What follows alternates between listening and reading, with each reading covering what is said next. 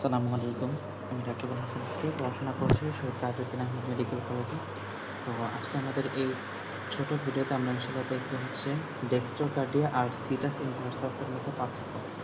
তো এক কথায় যদি আমরা বলি, ডেক্সট্রো শব্দটাকে আমরা আগে ভাঙি, এটা মানে হচ্ছে রাইট সাইড অর্থাৎ ডান। আর কার্ডিয়া কি?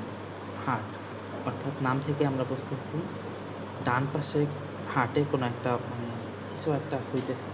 তো এটা কী জিনিসটা?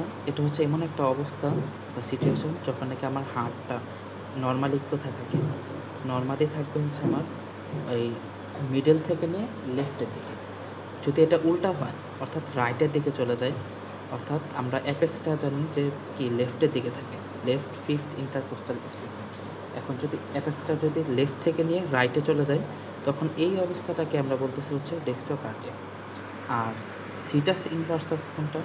এটা হচ্ছে আমার যতগুলো ভিসেরা আছে সবগুলোই যদি মিরর পজিশনে অর্থাৎ উল্টোর দিকে থাকে, অর্থাৎ যতগুলো মানে যেগুলো নাকি ডান পাশে থাকার কথা সেগুলো বাম পাশে চলে যায়, বাম পাশে যেগুলো থাকার কথা ওগুলো ডান দিকে চলে যায়। যেমন লিভার, এটা কি রাইট সাইডে থাকার কথা, কিন্তু যদি এরকম হয় যে লেফট সাইডে চলে যায়, ঠিক আছে।